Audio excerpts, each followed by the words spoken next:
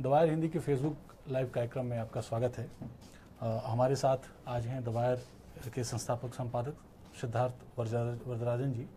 आज हम बात कर रहे हैं उस खबर की जो पिछले 2 दिन से चल रही है, चल तो बहुत लंबे समय से है, कि कैसे पाकिस्तान की एक सैन्य अदालत ने एक पूर्व भारतीय नौसेना के एक अधिकारी को फांसी की सजा सुनाई है। कल की खबर है। जब से ये खबर आई है तब से तमाम पॉलिटिकल गलियारों में और तमाम जगहों पे इसको काफ़ी चर्चा है। डिप्लोमेटिक लेवल्स पे बहुत सारी गतिविधियां दिखाई दे रही हैं। संसद में भी आज सुषमा स्वराज ने कहा कि जाधव देश का बेटा है और उसको बचाने के लिए जो भी संभव हो सकता है हम वो करने की कोशिश करेंगे। राजनाथ सिंह ने भी इसी से मिलती जुलती बात कही है। तो सिद्धार्थ जी से आज हम समझना चाहेंगे कि ये जो सरकार की जो प्रतिक्रिया आई है,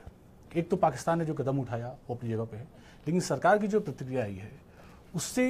कितना बदलने की संभावना है? क्या वाकई जाधव को किसी तरीके की रिहाई मिल सकती है या उनकी स्थिति में कोई बदलाव हो सकता है? जो सरकार की प्रतिक्रिया अगर हम देखें जी, सबसे पहले मैं दर्शकों को बताना चाहूँगा कि पिछले 60-70 साल के इतिहास में, मतलब दुनिया में अगर आप देखिए कि जहाँ जहाँ जासूसी के इल्ज़ाम कहीं पे लगाए गए हैं, पीस टाइम में, मतलब कि जब युद्ध या जंग नहीं हो रहा हो, ऐसे सिचुएशन में जासूसी का इल्ज़ाम शायद कभी भी नहीं अभी तक एक मृत्युदंड में जो है इसका फैसला सुनाया गया कि डेथ पेनल्टी किसी जासूस पे लगाया हो। यह अलग बात है कि जो जासूस, जो लोग स्वयं अपने देश के खिलाफ जासूसी कर रहे हैं, मतलब कि गद्दारी कर रहे हैं। शीत युद्ध के दौरान अगर सोवियत यूनियन ने कभी एक रूसी नागरिक को पकड़ा हो जासूसी करते हुए, तो हो सकता है कि उसको मार दिया गया हो, सजाए मौत दी गई हो, लेकिन विदेशी नागरिक जो पकड़े गए और अमेरिका में जो रूसी विदेशी नागरिक पकड़े गए और अलग अलग जो एस्पियोनाज के जो केसेस हैं, ऐसा सुनने में कभी नहीं आया कि किसी एक देश ने किसी दूसरे नागरिक के तथाकथित जासूस पे डेथ पेनल्टी सुना दिया हो। तो यह अपने में एक चौंकाने वाली खबर थी जो कल आई पाकिस्तान से, और जो प्रेस रिलीज पाकिस्तान के ISPR ने प्रसारित किया कि एक कोर्ट मार्शल के बाद कुलभूषण जाधव, जो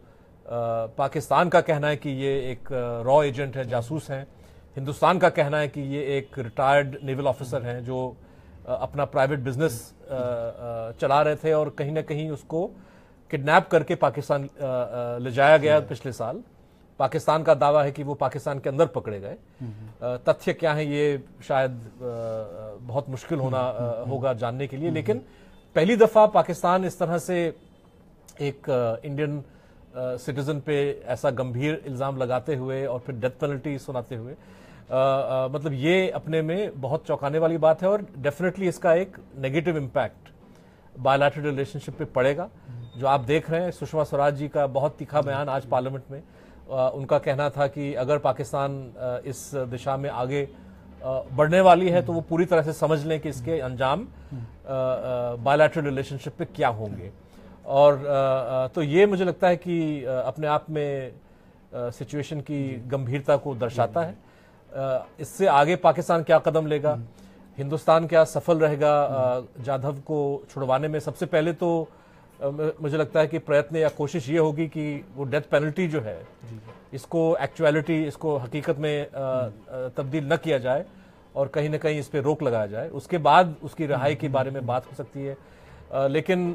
फिलहाल जो है मेन प्रायोरिटी ये है कि भाई ये जो सजा पाकिस्तान के कोर्ट मार्शल ने सुनाया है, जो उनके आर्मी चीफ ने कंफर्म किया है,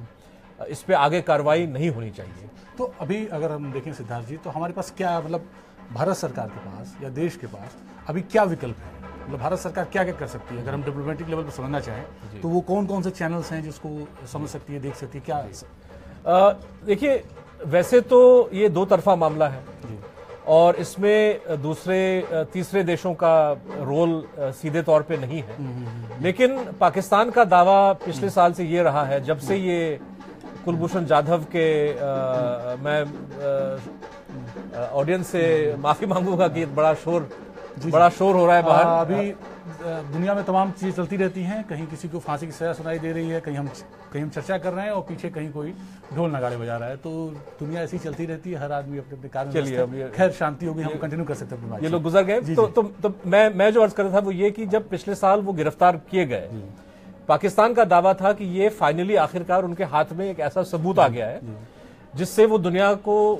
ये साबित करेगा कि हिंदुस्तान पाकिस्तान के अंदर दखलंदाजी कर रहा है, हिंदुस्तान के खुफिया एजेंसीज दखलंदाजी कर रहे हैं। और एक और इल्जाम पाकिस्तान ने लगाया कि कहीं ना कहीं बलूचिस्तान में जो अलगाववादी ग्रुप्स हैं और जिनका हाथ कुछ दहशतगर्द इंसिडेंट्स में पाया गया है, कहीं ना कहीं ये इसमें हिंदुस्तान का एक रोल प्रूव हो चुका है। ये पाकिस्तान का दावा था। अब देखिए कि जब सेंटेंस कल बताया गया, इसमें जो है पाकिस्तान ने सिर्फ और सिर्फ जासूसी का इल्जाम इन पे लगाया है। पिछले साल जो क्लेम कर रहे थे कि अलग अलग बम विस्फोटों में, अलग अलग कत्लेआम में जाधव का हाथ था, यानी कि हिंदुस्तान का हाथ था, इसका कहीं जिक्र नहीं है पाकिस्तान के स्टेटमेंट्स में। तो ये अपने में बताता है कि पाकिस्तान दुनिया को ये कन्विंस करने में असफल रहा है कि इन दहशतगर्द एक्टिविटीज में जहां पे पहले हिंदुस्तान का हाथ का इल्जाम वो लगा रहे थे, इसमें साबित करने में पाकिस्तान कामयाब नहीं रहा। यहां तक कि जाधव के खिलाफ भी जो है अब उनकी अपनी कचहरी में, उनके अपने कोर्ट मार्शल में ये इल्जाम नहीं लगाया गया। तो पाकिस्तान का अगर पलड़ा थोड़ा कमजोर है, हिंदुस्तान अब आगे जाके जो पाकिस्तान से करीबी जो देश हैं, यूएस है, चाइना है, ईरान है, सऊदी अरेबिया है, कुवैत है, इन सब पे जो है हिंदुस्तान ये कह सकता है कि देखिए ये एक एकदम इलीगल प्रोसेस है। ये एक जैसे भारत सरकार ने कल प्रीमेडिटेटेड मर्डर ये जो है फ्रेज इस्तेमाल किया। तो डिप्लोमेटिक लेवल पे भारत जरूर इस पे शोर मचाएगा। भारत कोशिश करेगा कि ज्यादा से ज्यादा देश पाकिस्तान पे दबाव डालें कि आप इस दिशा में मत जाइए, इस सजाए मौत को आप काउंटरमांड कीजिए और भारत का जो नागरिक है आपके कब्जे में, आप उसको सही सलामत लौटाइए। इसके अलावा वैसे तो एजेंसीज की अपने अपने तौर तरीके होते हैं। पाकिस्तान के अखबारों में पिछले 1-2 दिन से ये बात चल रही है कि उनका एक military officer, retired military officer, जिसको एक जॉब के लालच दिखाते हुए कराची से काठमांडू उसको बुलाया गया और काठमांडू से लुम्बिनी के बाद वो फरार गायब है। और एक तरह से सजेशन ये हो रहा है पाकिस्तान के मीडिया में कि कहीं ना कहीं ये हिंदुस्तान के कब्जे में आ गया है। अगर ये बात सही है, अगर ये बात दुरुस्त है, या हो सकता है कि ये शख्स कहीं ना कहीं एंटी इंडिया एक्टिविटीज में इन्वॉल्व है और हिंदुस्तान के एजेंट्स ने इसको पकड़ लिया, अगर इस बात में इस पे ये सही क्या है गलत क्या है हम नहीं जान सकते, लेकिन मान लीजिए कि पाकिस्तान का कोई रिटायर्ड ऑफिसर हिंदुस्तान के कब्जे में आ गया, तो एक तरह से हिंदुस्तान एक प्रपोजल पाकिस्तान के आगे रख सकता है कि आपका जो ऑफिसर हमारे पास है और हमारा ऑफिसर आपके पास है, एक इसमें एक्सचेंज होनी चाहिए। ये बात भी आम तौर पे पिछले 60-70 साल में बहुत सारे ऐसे मिसाल हैं। कोल्ड वॉर के टाइम में जब यूएस और रशिया के बीच में जासूसों की गिरफ्तारी का सिलसिला चलता रहा, तो हर 5-6 साल के बाद सजाएं दी जाती थी जेल की, लेकिन 5-6 साल के बाद एक एक्सचेंज ऑफ प्रिजनर्स होता था। 3-4 साल पहले एक बहुत दिलचस्प फिल्म भी बनी, द ब्रिज, जहां पे वो जो एक ट्रू स्टोरी पे आधारित था, जहां पे एक सोवियत स्पाई को लौटाया गया, सोवियत यूनियन और अमेरिकन एक स्पाई छोड़ा गया। तो ऐसे ये भी एक विकल्प है। लेकिन कहीं ना कहीं मुझे लगता है कि पाकिस्तान सरकार को फैसला लेना पड़ेगा कि पाकिस्तान सरकार को समझना पड़ेगा कि अगर हम वाकई में इस डेथ सेंटेंस को कंफर्म करने वाले हैं और अगर इसको कैरी आउट करेंगे, तो इसका इतना नेगेटिव रिएक्शन होने वाला है बायलैटरल रिलेशनशिप पे कि अभी तक जो बातचीत का सिलसिला एकदम रुक गया है, इससे हो सकता है कि 10-12-100 गुना ज्यादा और जो है रिश्ते बिगड़ सकते हैं। तो पाकिस्तान भी इस बात को समझे और पाकिस्तान के अंदर जो उनकी एस्टेब्लिशमेंट में जो समझदार लोग हैं, वो भी इस बात अपने आप को पूछें कि क्या हम ये असल में चाहते हैं कि रिश्ते को और खराब बनाएं। तो यही मुझे लगता है कि एक रास्ता है कि पाकिस्तान के अंदर एक डिबेट हो और हिंदुस्तान पूरी तरह से डिप्लोमेटिक एफर्ट्स लगाए पाकिस्तान की सरकार पे और पाकिस्तान से जो हिमायती देश है। और तीसरा कि अगर ऐसे कोई बार्गेनिंग चिप्स हैं हिंदुस्तान के पास, तो इसका भी इस्तेमाल हो सकता है। अच्छा, इसमें एक चीज़ और थी कि जैसे अगर फैक्ट्स की बात करें तो जैसे जाधव की जो पूरी गिरफ्तारी है, तो भारत सरकार का कहना है कि उनको, जैसे एक जर्मन डिप्लोमेट का भी बयान आया था कि तालिबान ने किडनैप किया और फिर उसने ISI को भेज दिया। सरताज अजीज़ ने पाकिस्तान की सेनेट में, वहाँ के सदन में ये बात कही कि भाई हमारे पास फैक्ट्स नहीं है, उनके खिलाफ फैक्ट्स नहीं है, मतलब आरोप उस सामने वाले का, उनका बयान है हमारे पास, लेकिन हमारे पास एविडेंस नहीं है, फैक्ट्स नहीं है। अच्छा, इसके इतर जब गिरफ्तारी हुई उस समय जहाँ तक मुझे ध्यान आता है कि अलग अलग जगहों से उनकी गिरफ्तारी बताई गई, जैसे बलूचिस्तान के होम मिनिस्टर ने कहीं और से कहा था और पाकिस्तान सरकार ने कहीं और से कहा था, और उन दोनों जगहों के बीच में लगभग 900 किलोमीटर की दूरी थी। तो जो जाधव को लेकर जो पाकिस्तान की तरफ से जो फैक्ट्स आए हैं, हमारे सामने आए हैं, वो कितनी विश्वसनीय है? क्या कुछ ऐसा है जिससे कह सके जो उनके आरोप लगे उसमें वाकई कोई दम है? नहीं ब्रजेश, इसमें सवाल बड़ा दुरुस्त है आपका।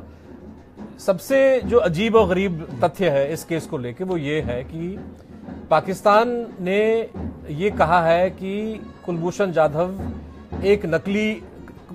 से एक नकली इंडियन पासपोर्ट या एक इंडियन पासपोर्ट बरामद किया गया, जिसका नाम था एक हुसैन मुबारक पटेल के नाम पे पासपोर्ट, हिंदुस्तान का पासपोर्ट जो शायद पुणे से बना हो, उससे बरामद हुआ। अब सवाल ये उठता है कि अगर आप वाकई रॉ के एजेंट हैं और अगर आप वाकई जासूसी का काम कर रहे हैं और अगर आप वाकई जो है ईरान से पाकिस्तान का सरहद जो है इलीगली जो है गैर कानूनी तरीके से आप उसको क्रॉस कर रहे हैं, तो जाहिर है कि आप टिकट वीजा के साथ आप नहीं जाएंगे, आप तो उसको गैर कानूनी तरीके से क्रॉस कर रहे हैं। तो जहां पे टिकट की जरूरत नहीं है, जहां पे वीजा की जरूरत नहीं है और आप गैर कानूनी काम के सिलसिले में जा रहे हैं, तो आप भले हिंदुस्तान की पासपोर्ट आप अपने जेब में रख के क्यों जाएंगे? ये बहुत सारे ऐसे इंटेलिजेंस भूतपूर्व रिटायर्ड एजेंसीज, इंटेलिजेंस ऑफिशियल से पिछले साल जब ये वाकया सामने आया, उस वक्त ही हमने ये सवाल पूछा कि क्या ये अप्रोप्रिएट है, क्या ये संभव है कि कोई आदमी ऐसा पासपोर्ट लेके चले? तो हिंदुस्तान के अंदर तमाम जो एजेंसीज हैं उन्होंने कहा कि भाई ये तो बड़ा एक अनबिलीवेबल सा सिनारियो है, क्योंकि एक जासूस अपना हिंदुस्तानी पासपोर्ट क्यों ले जाएगा? मजे की बात यह है कि कुछ ट्रैक टू मीटिंग्स में हमारी मुलाकात कुछ पाकिस्तान के भी डिप्लोमैट्स और रिटायर्ड इंटेलिजेंस ऑफिशियल से हुई। उनसे भी हमने ये सवाल पूछा कि आप मुझे बताइए कि चलिए माना आपके तमाम जो क्लेम्स है सही हैं, ये लॉजिकल है क्या कि ये जाधव अपने जेब में हिंदुस्तान का पासपोर्ट लेके घूमेंगे? तो उनको भी कोई जवाब नहीं था, मतलब कि हाँ भाई ये एक अजीबोगरीब, क्योंकि वो भी स्वीकार करने के लिए तैयार थे कि भाई ये इस फैक्ट को हम एक्सप्लेन नहीं कर सकते। तो ये फैक्ट नंबर 1 इशू है। दूसरा कि वो कहां से गिरफ्तार हुए और किन परिस्थितियों में गिरफ्तार हुए। हिंदुस्तान का कहना है कि ईरान से इनको किडनैप किया गया, पाकिस्तान का कहना है कि ये बलोचिस्तान के अंदर वो आके उनको वहां से गिरफ्तार किया गया। अब उनके अरेस्ट डेट में भी बहुत फर्क है। 26 मार्च को अनाउंसमेंट किया गया कि भाई ये हिंदुस्तानी नागरिक हमारे कब्जे में है, हिंदुस्तानी जासूस हमारे कब्जे में है। लेकिन जब कुलभूषण जाधव ने उनका एक वीडियो रिकॉर्डिंग सो कॉल्ड एक कबूलनामा जो है ब्रॉडकास्ट किया गया, पाकिस्तानी मिलिट्री ने रिकॉर्ड करके तमाम चैनल्स को दिया, उसमें जो है वो जाधव जी कह रहे हैं कि वो 3 हफ्ते पहले गिरफ्तार हुए। तो ये जो 3 हफ्ते का जो फर्क है, 3 हफ्ते का जो फासला है, इस दरमियान क्या हुआ, पाकिस्तान चुप क्यों था, ये भी जो है मुझे लगता है कहीं ना कहीं एक सवालिया निशान खड़ा करता है। और तीसरा जो है उनका जो वीडियो रिकॉर्डिंग, उसमें बहुत सारी ऐसी चीजें थी जो काफी अनबिलीवेबल थी, जैसे कि जाधव जी कह रहे हैं कि मैं 10 साल से रॉ के लिए काम कर रहा था। यार ये बहुत शोर हो रहा है, ये पता नहीं श्रोता लोग कुछ सुन सकते नहीं, मेरे ख्याल में 2 मिनट रुका जाए। तो साथियों, जैसा कि एक बहुत शोर, और अगर आप लोगों तक आवाज़ सही से आ रही हो तो हम कंटिन्यू कर सकते हैं। ठीक है, हमारे प्रोड्यूसर साहब कह रहे हैं कि आवाज़ आ रही है, हम कंटिन्यू कर सकते हैं। जी। तो मैं कह रहा हूँ उस वीडियो रिकॉर्डिंग में बहुत सारी ऐसी चीजें थी। सबसे पहले कि अगर आप उस वीडियो को देखें, और ये वीडियो हमारे द वायर साइट पे भी उपलब्ध है, उसकी ट्रांसक्रिप्ट भी हम लोगों ने पेश किया है, उसमें जो है वो उस वीडियो में बहुत सारी एडिटिंग जंप्स हैं। मतलब कि ऐसा नहीं है कि एक ही टेक में जो है जाधव जी बोल रहे हैं उसको रिकॉर्ड किया जा रहा है। कम से कम 5-6 ऐसी जगह हैं जहां पे उसको कट पेस्ट किया गया है। तो इसकी वजह क्या है? अगर वो वाकई एक अपने मर्जी से वो एक कन्फेशन दे रहे हैं, तो इसको एडिट करने की क्या जरूरत थी? क्या उसको एक स्क्रिप्ट पकड़ाया गया और उस स्क्रिप्ट को वो पढ़ रहे हैं और बार बार पढ़ने के बाद ही जो है वो उसको जज किया गया कि सही स्क्रिप्ट सही तरह से पेश किया गया है। इसके अलावा उनका कहना कि भाई मैं 10 साल से रॉ के लिए काम कर रहा था और हिंदुस्तान के अंदर मैंने रॉ के कई मिशंस किए। अब बच्चा भी जानता है कि हिंदुस्तान के अंदर रॉ अपने मिशंस नहीं करता। रॉ जो है हिंदुस्तानी हुकूमत का वो इदारा है जो देश के बाहर इंटेलिजेंस का काम करता है। तो हिंदुस्तान के अंदर अगर कोई ऐसी इंटेलिजेंस एक्टिविटीज हैं तो वो इंटेलिजेंस ब्यूरो करती है, रॉ जो है आमतौर पे नहीं करता। तो ये भी एक तरह से एक थोड़ा चौंकाने वाली बात थी। क्या जाधव जी अपने नकली कबूलनामा से ये कहीं ना कहीं मतलब इसमें फॉल्स इंफॉर्मेशन देख के क्या वो दर्शकों को ये एक मैसेज देना चाह रहे थे कि भाई ये मैं कुछ उल्टा सीधा भी बात कर रहा हूं ताकि आप लोग समझ लें कि मैं अंडर ड्यूरेस जो है दबाव में आके मैं ये तमाम चीजें रख रहा हूं। तो ये एक सवाल डेफिनेटली खड़ा करता है। आपने जिक्र किया सरताज अजीज साहब के बयान का, मतलब दिसंबर में अजीज साहब ने पाकिस्तान सेनेट में ये बयान दिया कि फिलहाल अभी तक हमारे पास सिर्फ अखबार की रिपोर्ट्स हैं और कोई ऐसे तथ्य सामने नहीं आए जिससे हम ये कह सकते हैं कि जाधव किसी टेररिस्ट एक्टिविटी में इन्वॉल्व था। शुरुआत में जब ये मार्च में जब इनका अरेस्ट का ऐलान किया गया तो बहुत सारे पाकिस्तानी अखबारों में ये खबर फैलाई गई कि भाई कराची के ब्लास्ट में और बलूचिस्तान के अंदर ब्लास्ट में इनका हाथ था, ये कन्फेस कर चुके हैं, एविडेंस आ रहा है। तो वो एविडेंस कहाँ है? पाकिस्तान हालांकि जाधव उनके कब्जे में रहा है, हिंदुस्तान को एक्सेस नहीं दिया गया है। पाकिस्तान के मतलब आपने उनको मिलिट्री कोर्ट में कन्विक्ट किया जहां पे मिलिट्री कोर्ट के तौर तरीके जैसे आप समझते हैं अलग है। आमतौर पे कोर्ट में जो सिविलियन कोर्ट में जो बर्डन ऑफ प्रूफ होता है, जो एविडेंस आपको देनी पड़ती है, मिलिट्री कोर्ट में वो सब सवाल नहीं खड़े होते। मैं एक चीज जानना चाहता सिद्धार्थ जी कि यहाँ कि मिलिट्री कोर्ट में मामला क्यों चला? ये जो वहाँ की जो सिविलियन कोर्ट है, जो पाकिस्तान की सिविलियन गवर्नमेंट है, उसकी तरफ से मामला क्यों नहीं चला? ये मिलिट्री कोर्ट नहीं, ये इसमें ये कोई चौंकाने वाली बात नहीं है क्योंकि इल्जाम इन पे जो है पहले से ये लोग तय कर चुके थे कि हम जासूसी का इल्जाम इन पे लगाएंगे। तो एस्पियोनाज का जो इल्जाम है वो ऑफिशियल सीक्रेट्स एक्ट के तहत आता है और ये बात सही है कि ऑफिशियल सीक्रेट्स एक्ट का केस भी आप एक सिविलियन कोर्ट में चला सकते हैं, लेकिन उन्होंने आर्मी एक्ट का भी एक सेक्शन लागू किया, उनपे अप्लाई किया, सेक्शन 59। वो भी हम देख रहे थे जिसमें एक तरह से आर्मी ऑथराइज है कि किसी भी जो आदमी जिसपे शक है कि वो एस्पियोनाज या इन तमाम चीजों में इन्वॉल्व है तो आप आर्मी एक्ट के तहत उस पर ट्राई कर सकते हैं।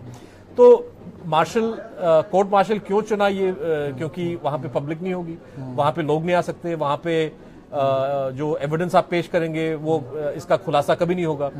तो ये भी अपने आप में इस बात को दर्शाता है या बयान देता है कि भाई पाकिस्तान के हाथ में शायद कोई ऐसा पुख्ता उनके खिलाफ सबूत नहीं है और ओपन कचहरी में अगर वो बोल दे कि भाई मैं अपनी मर्जी से पाकिस्तान नहीं आया और मुझे किडनैप किया गया है, कचहरी में अगर वो बोल दे तो सारा जो है पाकिस्तान का जो पूरा केस है वो टूट जाता। इसलिए गुप्त तरीके से मुकदमा चलाना पाकिस्तान के लिए बहुत आवश्यक था और एक ही तरीका है वो कि आप उनको कोर्ट मार्शल करें। तो ये मुझे लगता है कि इसलिए ये उन्होंने ये रास्ता इख्तियार किया। अच्छा, इस मामले में जैसे सरबजीत के मामले में था कि वहाँ उनको एक लोकल वकील मिला जो स्थानीय एक नागरिक है, उसने वकील की भूमिका निभाई, उनके लिए केस लड़ा। तो क्या इस मामले में ये स्कोप है कि पाकिस्तान की जो सिविलियन जो अदालतें हैं, वहाँ का जो सुप्रीम कोर्ट है या वहाँ की जो पूरी जो लॉ ऑफ एटर्निटी है, उसकी तरफ से कहीं इस मामले में कोई आगे सुनवाई कोई गुंजाइश है या चूंकि मिलिट्री कोर्ट से मामला फाइनल हो चुका है तो फाइनल है? मैं वैसे वकील तो नहीं हूं, लेकिन जो भी जानकारी पत्रकारिता के हवाले से पिछले 20 साल में हम लोग जोड़ पाए हैं, जहां तक लीगल सिस्टम का सवाल है, हिंदुस्तान और पाकिस्तान दोनों देश में सिस्टम तकरीबन वही है। यहाँ पे अगर प्रक्रिया कोर्ट मार्शल का चलता है तो उसमें सिविल कोर्ट्स का रोल नहीं है, यहाँ तक कि सुप्रीम कोर्ट में भी उसकी अपील नहीं होती।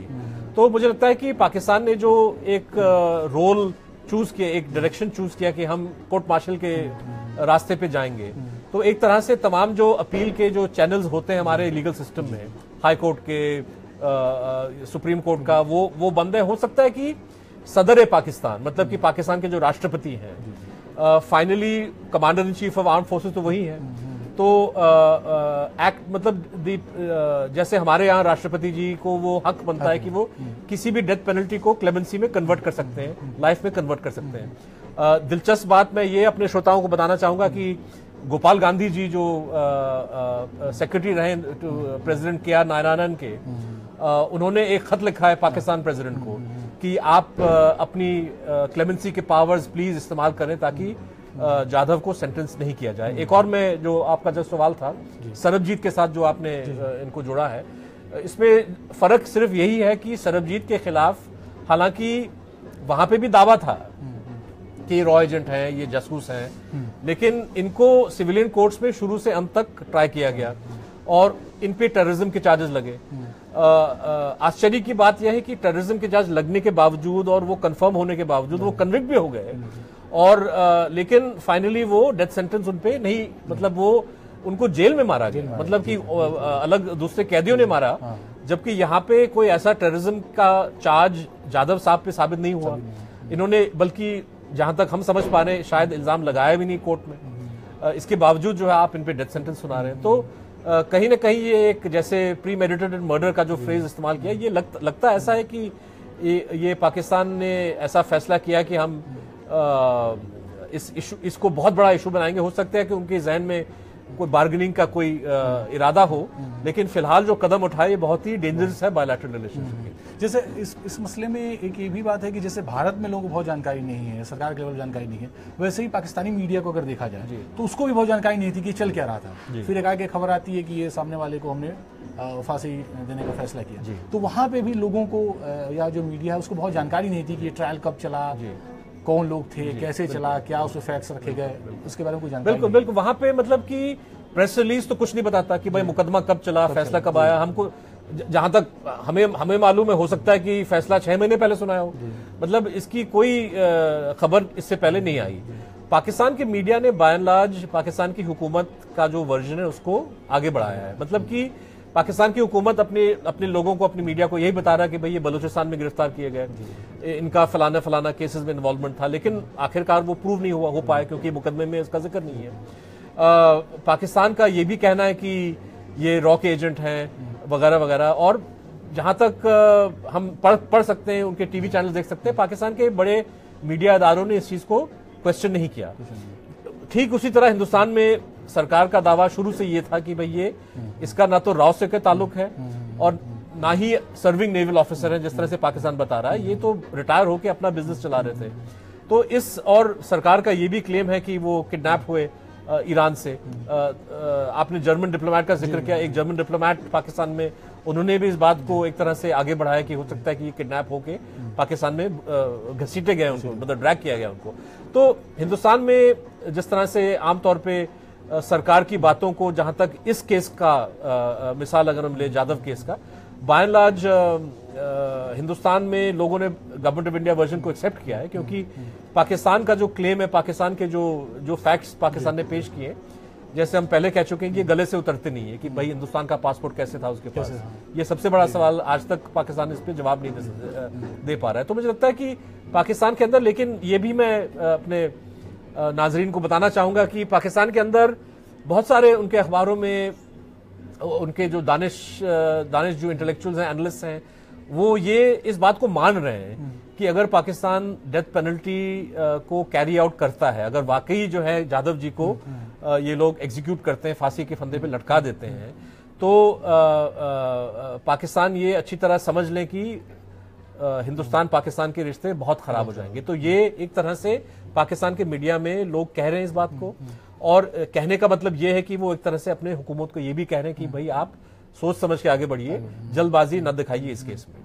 तो इस मसले को अगर देखें कि अगर बहुत एविडेंस आपके पास नहीं है, जो आपने इंटरनेशनल कम्युनिटी के पास, जो पाकिस्तान ने जाधव को लेकर रखे हो, या अपने ही देश के लोगों के सामने उन्होंने बहुत एविडेंस नहीं रखे हैं कि भैया ये कारण था इस वजह से, और ये सारे एविडेंस हैं, सिर्फ और सिर्फ एक जो आपके एक जो वीडियो है, जो जिसको देख के ये भी लगता है कि अगर कोई किसी को वाकई रॉ ने ट्रेन किया और इतना बड़ा स्पाई था और वो इतने सहज तरीके से बताता जा रहा है, तो वो भी अपने आप में एक सवाल खड़ा कि इतनी सहजता नहीं आ सकती है अगर किसी को। तो जब आपके पास इतनी एविडेंस नहीं है और ये तमाम चीज़ नहीं है, फिर भी पाकिस्तान क्यों उस सीमा तक गया कि उसने कहा कि नहीं, इनको हम फांसी पर लटकाएंगे? इसको आप अगर हम उसके हिसाब से देखें, दोनों देशों के संबंध के हिसाब से, तो इसके मूल में क्या है? जी नहीं,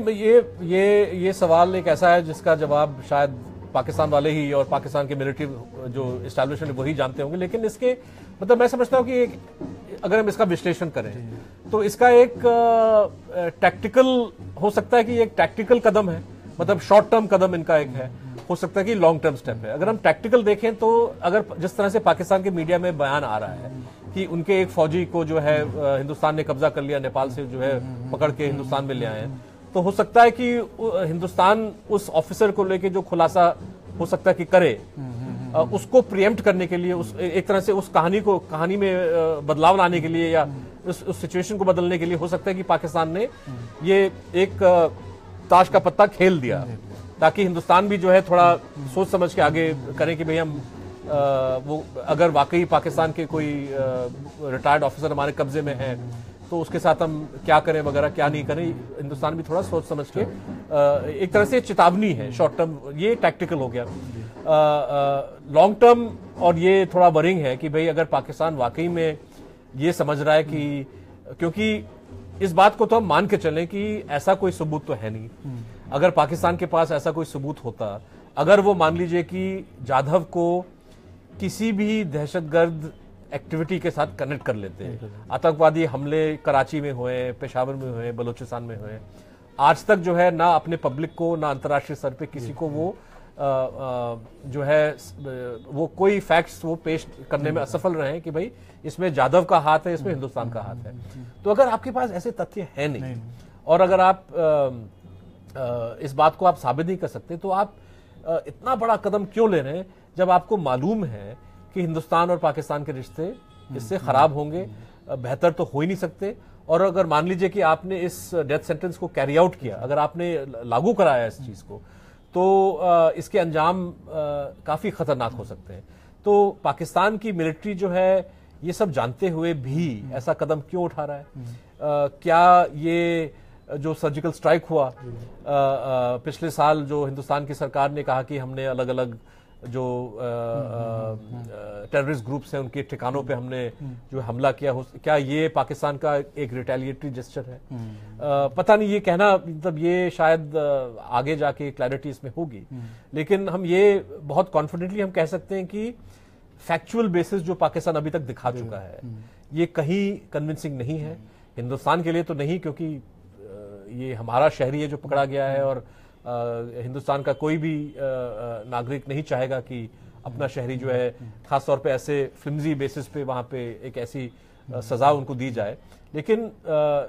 कोई ऐसा मुल्क है क्या बाहर, यूएस, चाइना, सऊदी,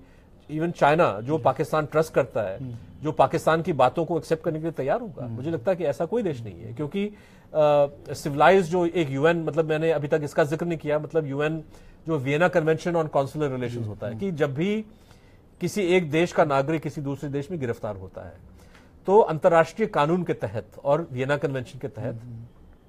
गिरफ्तार करने वाले देश का फर्ज बनता है कि आप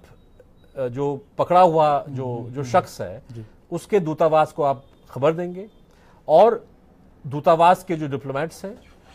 वो उस कैदी को विजिट कर सकते हैं, उनसे बात कर सकते हैं, यहां तक कि अगर उन पे मुकदमा चलता है तो वो मुकदमे में भी अपने शहरी, अपने नागरिकों की मदद कर सकते हैं। ये इंटरनेशनल लॉ है। और हिंदुस्तान में जब पाकिस्तानी शहरी पकड़े जाते हैं, कसब पकड़ा गया, ये फिलहाल ये पठानकोट और उड़ी के टाइम में कुछ पाकिस्तानी नागरिक पकड़े गए, वहां पे हिंदुस्तान ने पाकिस्तान को ऑफर किया कि भाई ये आपके शहरी हैं, आप आके उनसे मिलिए, यूएन कन्वेंशन के तहत जो भी आपके हक हैं हम पूरी तरह से इसको फुलफिल करेंगे। तो पाकिस्तान आज तक शायद मतलब कि मार्च पिछले साल से लेकर आज तक कल फॉरेन मिनिस्ट्री ने, मतलब मिनिस्ट्री ऑफ एक्सटर्नल अफेयर्स ने 13 ऐसे मिसाल पेश किए। 13 बार जो है नोट वर्बाल, जो डिप्लोमेटिक लैंग्वेज में एक फॉर्मल, एक औपचारिक तौर पे एक खत भेजा जाता है कि भाई हमारे फलाने नागरिक आपके कस्टडी में हैं, हम चाहते हैं कि आप इनको विजिट करें और हमको वो आप इजाजत दीजिए। 13 बार जो हिंदुस्तान पाकिस्तान से मुसलसल पूछता गया, पाकिस्तान ने कभी इस सवाल को एक्सेप्ट नहीं किया, इस रिक्वेस्ट को एक्सेप्ट नहीं किया। तो आप इंटरनेशनल लॉ को भी तोड़ रहे हैं, आप मोरालिटी को तोड़ रहे हैं, आप एक नेचुरल लीगल प्रोसेस जो नेचुरल जस्टिस है उसको आप वायलेट कर रहे हैं। और जाहिर है कि इस मतलब इस प्रोसेस की वैलिडिटी को कोई नहीं मानने के लिए तैयार होगा। मतलब कि पाकिस्तान के अंदर भी शायद लोग इसको क्वेश्चन कर रहे हैं, हिंदुस्तान के अंदर, दुनिया के अंदर, यूएन में। तो पाकिस्तान मुझे लगता है कि एक इतना बड़ा जो है ताश का पत्ता खेलने के बाद अब किस तरह से इस कार्ड को विड्रॉ करेगा, क्या वो एक बार्गेनिंग पोजीशन में अपने आप को डालना चाहता है ताकि वो हिंदुस्तान से कुछ निकाल दे, ये शायद अगले कुछ दिनों में, हफ्तों में, महीनों में मालूम पड़ेगा। लेकिन फिलहाल एक जो है काफी डेंजरस मुकाम पे हम लोग अभी खड़े हैं। जी, इस मसले पर अगर हम समझना चाहें कि ये जो आर्मी, जो मिलिट्री कोर्ट का फैसला था, जो वहाँ के सिविलियन गवर्नमेंट है, वो क्या दोनों लगभग इस पे सहमत हैं, या कहीं आपको लगता है कि ये जैसे पिछले कुछ समय में मोदी बीच में एक तलखी आई हुई है, नहीं तो मोदी जी की तरफ से, उधर नवाज शरीफ साहब की तरफ से एक संबंध को सुधारने की कोशिश की गई, तो क्या ये नवाज शरीफ के लिए और चुनौती है, या उनकी भी सहमति है कि हाँ ये बिल्कुल ठीक चल रहा है? देखिए, चुनौती तो है नवाज शरीफ साहब के लिए। हालांकि ये जो फिलहाल जो बाजवा जी, जो अभी आर्मी चीफ है पाकिस्तान के, कमर बाजवा साहब, इनके आने के बाद, क्योंकि इनसे पहले जो एक तरह से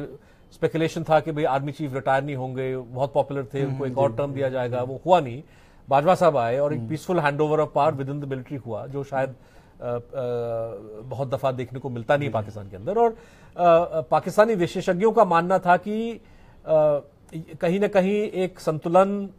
इस्टेब्लिश हो चुका है मिलिट्री साइड और सिविलियन साइड के बीच में, और मिलिट्री जो है वो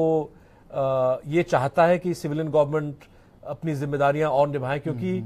फाता में जो नॉर्थ वेस्ट जो कबायली इलाके हैं जहां पे पाकिस्तान की आर्मी दहशतगर्द तंजीमों के खिलाफ लड़ रहा है, उन पाकिस्तानी मिलिट्री का हमेशा कंप्लेंट होता था कि भाई हम वहां पे जाके उनके ठिकानों को नष्ट कर देते हैं, बहुत सारे ऐसे टेररिस्ट को हम मार चुके हैं। लेकिन इसके बाद वहां पे सिविलियन गवर्नमेंट का काम है कि आप वहां पे जाएं, स्कूल शुरू करें, हॉस्पिटल शुरू करें, अपनी हुकूमत चलाएं, और सिविलियन गवर्नमेंट वो काम नहीं कर रहा था। तो कहीं ना कहीं ये जो रंजिश थी दोनों ब्रांचेस के बीच में, ये पाकिस्तान की मिलिट्री भी इस बात को मानने के लिए तैयार था कि जब तक सिविलियन गवर्नमेंट और मजबूत ना हो, तब तक पाकिस्तान का जो अंदरूनी जद्दोजहद है दहशतगर्दी तंजीमों के खिलाफ, वो सफल नहीं रहेगा। तो माना जा रहा था कि ये एक रीजनेबल बैलेंस नवाज शरीफ और आर्मी चीफ के बीच में स्थापित हो चुका था। अब ये जाधव का जो केस है, क्या कोर्ट मार्शल का जो फैसला है, सबसे पहले कोर्ट मार्शल में इस मामले को भेजने का फैसला, क्या इसमें फॉरेन मिनिस्ट्री की सहमति थी, क्या नवाज शरीफ साहब की सहमति थी, या उनके मर्जी के खिलाफ जो है ये आर्मी ने फैसला किया क्योंकि वो आर्मी के कस्टडी में थे? मुझे लगता है कि ये जानना बहुत मुश्किल होगा। लेकिन फिलहाल जो है शुरू से ही पाकिस्तानी फॉरेन मिनिस्ट्री का भी स्टैंड, दर्शकों को मैं भी ये याद दिलाऊं कि शुरू से, मार्च से पाकिस्तानी फॉरेन मिनिस्ट्री का स्टैंड इस पे काफी कड़ा, मतलब उनका स्टैंड था। और उनके जो डिप्लोमेट्स जिनसे हमारे जो इंटरव्यूज वगैरह हुई हैं, जो आमतौर पे जो ब्रीफिंग्स वगैरह होती हैं,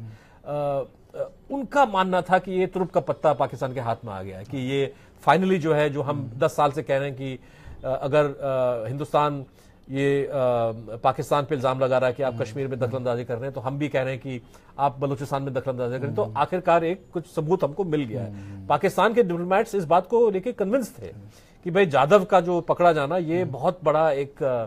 डिप्लोमेटिक कू है पाकिस्तान के लिए। अब वो कू, उस डिप्लोमेटिक कू को आप डेथ सेंटेंस में तब्दील करके कहीं ना कहीं पाकिस्तान के डिप्लोमेटिक पोजीशन को आप नुकसान पहुंचा रहे हैं। ये कोई भी प्रोफेशनल डिप्लोमेट पाकिस्तान के अंदर इस बात को अच्छी तरह समझता है। इससे आप खुद अंदाजा लगा सकते हैं कि ये फैसला कोर्ट मार्शल भेजने का और कोर्ट मार्शल में इनको गिल्टी पाना और उन पर डेथ सेंटेंस लगाना, ये मुझे लगता है कि ये फैसला शायद मिलिट्री वालों का है और सिविलियन गवर्नमेंट का इतना, क्योंकि ये उनको पॉलिटिकली या डिप्लोमेटिकली कहीं सूट नहीं करता। अच्छा, एक दर्शक है हमारे, अनमोल, इनका ये पूछना चाह रहे हैं कि क्या इस मसले को यूएन में ले जाया जा सकता है, या क्या भारत सरकार ले जाएगी इस मसले को, आपको लगता है कि इसमें? देखिए, अमूमन जो है हिंदुस्तान हम पक्ष में नहीं रहा है कि भारत पाक जो डिस्प्यूट्स हैं, भारत पाक के जो मसाइल हैं, इनको यूएन एजेंसीज या यूएन में ले जाया जाए, क्योंकि फिर पाकिस्तान जो है इस चीज को पकड़ के बहुत सारी बातें वहां पे जाके वो करते हैं। और आमतौर पे अलग अलग जो यूएन फोरम्स हैं, जनरल असेंबली है, सिक्योरिटी काउंसिल है, हाल ही में ह्यूमन राइट्स काउंसिल जो जिनीवा में जिनकी मुलाकातें होती हैं, वहाँ पे हिंदुस्तान और पाकिस्तान के डिप्लोमेट्स के बीच में जो है एक बहुत एक तीखा जो है एक बहस छिड़ा, जब हमने जब पहले पाकिस्तान ने हिंदुस्तान पर इल्जाम लगाया कि आप कश्मीर में मानवाधिकारों का हनन कर रहे हैं, हिंदुस्तान ने फिर बलोचिस्तान का जिक्र किया, फिर पाकिस्तान ने कहा कि आप बलोचिस्तान में दखलंदाजी कर रहे हैं। तो ये ज्यादातर जो है मुझे लगता है कि हिंदुस्तान इस चीज को इंकरेज नहीं करता, लेकिन लीगल अगर हम लीगल बात करें तो पाकिस्तान का ये फैसला कि हम जाधव जो एक हिंदुस्तानी नागरिक हैं, इनको हम Vienna convention on consular relations के बावजूद हम हिंदुस्तान को वो एक्सेस नहीं देंगे जो इंटरनेशनल लॉ के तहत हमको देना चाहिए। पाकिस्तान का ये फैसला हिंदुस्तान कहीं ना कहीं इंटरनेशनल कोर्ट ऑफ जस्टिस में इस सवाल को ले सकता है, लेकिन शायद हिंदुस्तान नहीं लेगा। पिछले 40 साल में ऐसा कोई मिसाल नहीं है जहां पे हम खुद वहां पे गए हैं। पाकिस्तान ने एक दो बार हिंदुस्तान को आईसीजे के सामने घसीटने की कोशिश की है। लास्ट टाइम जब हिंदुस्तान ने एक पाकिस्तानी एयरक्राफ्ट गुजरात के तट पे हमने उसको गिराया, अटलांटिक प्लेन था वो, और पाकिस्तान ने द हेग नेदरलैंड्स में इंटरनेशनल कोर्ट ऑफ जस्टिस में हिंदुस्तान के खिलाफ वहां पे कार्रवाई शुरू की, लेकिन वहां पे हिंदुस्तान ने कहा कि देखिए आईसीजे का जुरिस्डिक्शन नहीं है, और आईसीजे ने भी इस बात को माना कि हमारा जुरिस्डिक्शन नहीं है। तो मुझे लगता है कि अंतर्राष्ट्रीय स्तर पे, यूएन स्तर पे औपचारिक तौर पे हिंदुस्तान शायद इस बात को नहीं उठाएगा, लेकिन अनऑफिशियली और इनफॉर्मली बहुत सारे ऐसे फॉरेन गवर्नमेंट्स हैं जिनका इन्फ्लुएंस पाकिस्तान पे है। और अगर हम रूस का मिसाल लें, रूस हिंदुस्तान का बहुत करीबी दोस्त माना जाता है, और पिछले 5-6 साल में रूस, मॉस्को और इस्लामाबाद के रिश्ते भी अच्छे हो चुके हैं। तो रूस से भी हम कह सकते हैं कि भाई आप अपने नए दोस्त को समझाइए। चीन से ये बात कहा जा सकता है, ट्रंप से ये बात कहा जा सकता है। तो मुझे लगता है कि कोशिशें जारी रहेंगी, लेकिन यूएन में शायद हिंदुस्तान इस बात को ना उठाए। अच्छा, एक दर्शक और हैं हमारे, पवन मौर्य। इनका ये कहना है कि इस पूरे मामले में, जाधव के मामले में, भारत सरकार पाकिस्तान से या इस मसले को लेकर वहां टच में क्यों नहीं थी? क्या किसी तरह की लापरवाही की गई? आपको लगता है कि जैसे 13 बार इन्होंने काउंसलर एक्सेस मांगा, तो जो सरकार की भूमिका, भारत सरकार की भूमिका इस मसले को लेकर शुरू से, देखिए मैं नहीं मानता हूं कि कोई कमजोरी या कोई भूल या कोई ऐसी लापरवाही रही हो हिंदुस्तान या मोदी सरकार के हवाले से। मतलब कि जब आपका कोई नागरिक गिरफ्तार होता है तो सबसे पहले आप ये मांग उठाएंगे कि भाई हम उनसे मिलना चाहते हैं, उनसे बात करना चाहते हैं, जो आपका एक हक है इंटरनेशनल लॉ के तहत। उस हक के पक्ष में, उस हक के फेवर में हिंदुस्तान ने 13 मरतबार पाकिस्तान को अप्रोच किया। अब इससे ज्यादा जो है, मतलब जाधव जी शायद 13 महीने से गिरफ्तार हैं, मार्च में उनकी गिरफ्तारी हुई, तो हर महीने जो हिंदुस्तान की सरकार पाकिस्तान को ये कह रहा है कि हम इनसे मिलना चाह रहे हैं। और मिलना इसलिए जरूरी था क्योंकि मिलने के बाद ही आप हकीकत जान सकते हैं कि भाई किन परिस्थितियों में ये गिरफ्तार हुए, क्या वाकई पाकिस्तान के अंदर थे या इनको पकड़ के जो है सरहद के पार ढकेला गया। जो इनका जो कन्फेशनल स्टेटमेंट है वो किन हालातों में वो दिया गया, क्या उन पे कोई बर्बरता या टॉर्चर किया गया। जाहिर है कि अगर आप पाकिस्तानी फौज के कब्जे में हैं और आप फिर वीडियो रिकॉर्डिंग दे रहे हैं तो इसकी मतलब कि आप पे क्या आपने अपनी मर्जी से वो बातें कही या आप पे दबाव डाला गया। तो इसलिए एक्सेस हिंदुस्तान का होना बहुत जरूरी था। हिंदुस्तान ने बार बार इस सवाल को उठाया, पाकिस्तान ने बार बार इस मांग को ठुकराया। इससे ज्यादा जो है हिंदुस्तान क्या कर सकता था जब वैसे भी दोनों देश एक दूसरे से बात नहीं कर रहे हैं। ऐसा भी नहीं कि कोई डायलॉग प्रोसेस आपका जारी था। दर्शकों को याद होगा कि दिसंबर 2015 जब सुषमा जी इस्लामाबाद गई और वहां पे बात हुई कि हम लोग ये क्या बोलते हैं इस पे कॉम्प्रिहेंसिव बायलैटरल डायलॉग शुरू करेंगे। उसके बाद जो है पठानकोट, उड़ी, ये सब हुआ है और तो बातचीत का सिलसिला कभी जारी हुआ ही नहीं। पाकिस्तान और हिंदुस्तान के दरमियान कांटेक्ट ना के बराबर है। तो ऐसा भी नहीं है कि हिंदुस्तान के हाथ में कुछ ऐसे डिप्लोमेटिक टूल्स थे या पॉलिटिकल टूल्स थे जिसको आप और अच्छी तरीके से इस्तेमाल करके जाधव जी को छुड़ा लेते। तो मैं इस बात को नहीं मानता कि लापरवाही दिखाई गई है। जी जी। तो इसमें क्या आगे क्या संभावना दिखती है कि आगे क्या आपको लगता है कि देखिए, क्या हो सकता है हिंदुस्तान ने पाकिस्तान के सफीर को बुला के एक तरह से उनको इस मामले की संजीदगी के बारे में याद दिलाया है कि भाई आप ये जो आपने कदम उठाया है ये डिप्लोमेटिक रिलेशंस को नष्ट करने वाला कदम है। बहुत ही एक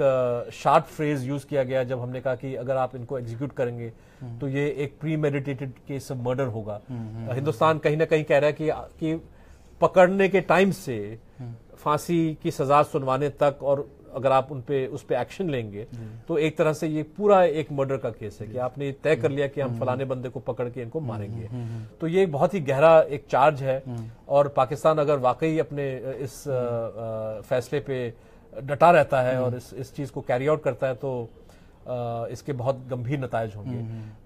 मैं फिर भी उम्मीद करता हूं कि पाकिस्तान के अंदर ऐसे तबके हैं, ऐसा वहां पे ओपिनियन बनेगा जो एक तरह से पाकिस्तान की हुकूमत को, पाकिस्तान की मिलिट्री को समझाने की कोशिश करेगा कि ये जो कदम पाकिस्तान ने उठाया है ये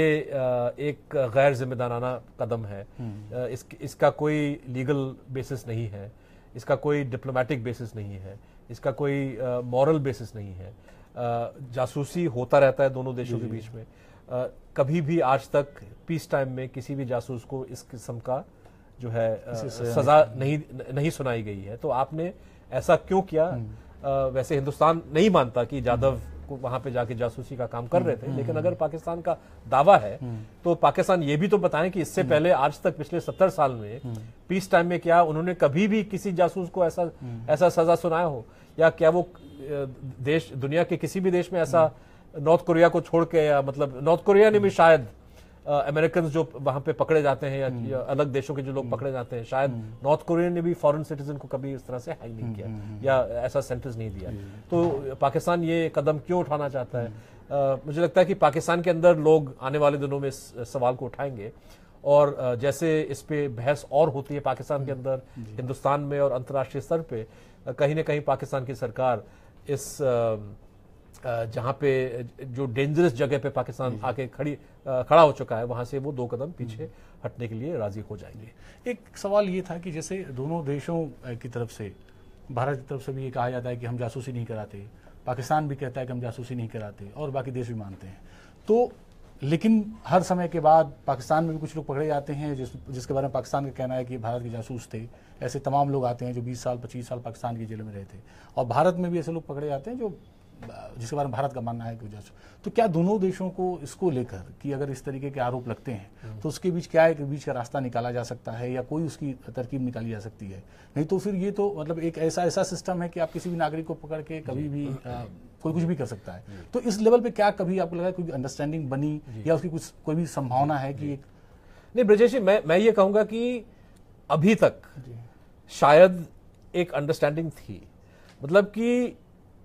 जितना पुराना डिप्लोमेसी, कूटनीति है दुनिया में, अगर आप इसका इतिहास देखें, उतना ही पुराना जासूसी का सिलसिला रहा है। मतलब आप अर्थशास्त्र में देख लीजिए, अलग अलग जो ऐतिहासिक किताबों में देख लीजिए, तो ये आम है कि जहां कहीं 2 मुल्क बने तो जंग होता है, जासूसी होती है। तो ये 3-4 हजार साल से चल रहा है सिस्टम। लेकिन इसके तौर तरीके होते हैं, और एक उसूल इसका एक तरह से ये है कि जंग के दौरान, ठीक है, जंग के दौरान अगर एक जासूस पकड़ा जाता है, और वर्ल्ड वॉर 2 में बहुत सारे ऐसे मिसाल थे, उस वक्त में जासूस वॉर टाइम में, हालांकि प्रिजनर ऑफ वॉर को आप under international law death sentence नहीं दे सकते। अगर कोई पीओडब्ल्यू पकड़ा जाता है, जैसे शायद 93,000 पाकिस्तानी सैनिक हिंदुस्तान के बंधक बने 1971 वॉर के बाद, वो मामूली सोल्जर थे, उन पे जासूसी का इल्जाम नहीं था। अंतर्राष्ट्रीय कानून के तहत और हिंदुस्तान के अपने संविधान के तहत और हिंदुस्तान के अपने कानून के तहत आप इन पे फांसी का जो है ऐसा मुकदमा नहीं चला सकती, क्योंकि वो प्रिजनर्स ऑफ वॉर हैं। तो ये एक रूल रहा है। वॉर टाइम में जासूस पकड़ा गया तो उसकी खैर नहीं, लेकिन पीस टाइम में हर देश दूसरे देश पे जासूसी करता है। इसके अलग अलग तरीके होते हैं, और एक जेंटलमैन्स अंडरस्टैंडिंग रहता है कि भाई जब जासूस को भेजा जाता है, जासूस अच्छी तरह समझता है कि अगर वो पकड़ा जाता है तो भेजने वाली सरकार उसके लिए शायद ज़्यादा कुछ नहीं कर पाएगा। आप अपनी मर्जी से उस पेशे में जाते हैं, तो ये भी आम है। हिंदुस्तान पाकिस्तान के अलावा बहुत सारे ऐसे देश हैं जो इस किस्म का जो है उनकी एस्पियोनाज एजेंसीज होती हैं। ये इसका एक रूल होता है और ये जेंटलमैन्स रूल होता है कि भाई अगर कोई पकड़ा जाता है, चलो आपने जेल में बंद कर दिया उनको, लेकिन आप उन पर बर्बरता नहीं करेंगे, टॉर्चर नहीं करेंगे, आप डेफिनेटली उन पर डेथ सेंटेंस नहीं सुनाएंगे, और जब इनकी सजा जो है खत्म होती है, वो मियाद खत्म होती है, तो आप उनको छोड़ दें, वापस चले जाते हैं। तो ये सिस्टम अभी तक ये रहा है। पाकिस्तान ने इस सिस्टम को क्यों तोड़ा? पाकिस्तान ने इन उसूलों को बदलने की कोशिश क्यों की? जाधव के खिलाफ डेथ सेंटेंस सुनवाने मतलब ये सुनवा के पाकिस्तान ने ये क्यों किया? तो ये सवाल शायद पाकिस्तानी इसका जवाब दे सकता है, लेकिन ऐसा नहीं है कि एक समझ नहीं थी इससे पहले, लेकिन क्योंकि रिश्ते इतने खराब हो गए तो बहुत सारे जो पुराने जो एक अंडरस्टैंडिंग्स थी ये अगर टूट रहे हैं, अगर ये अंडरस्टैंडिंग खत्म हो रहे हैं, तो ये भी एक तरह से एक चेतावनी का एक वार्निंग साइन है कि रिलेशनशिप हिंदुस्तान और पाकिस्तान के बीच में और खराब आने वाले दिनों में और खराब हो सकता है। कुलभूषण यादव से संबंधित और जो अपडेट्स होंगे वो समय समय पर हम आपके पास लाते रहेंगे, और सारी चर्चाएं जो भी ज़रूरी होंगी हम आप फेसबुक लाइव के माध्यम से करते रहेंगे। तब तक के लिए बहुत शुक्रिया आपका।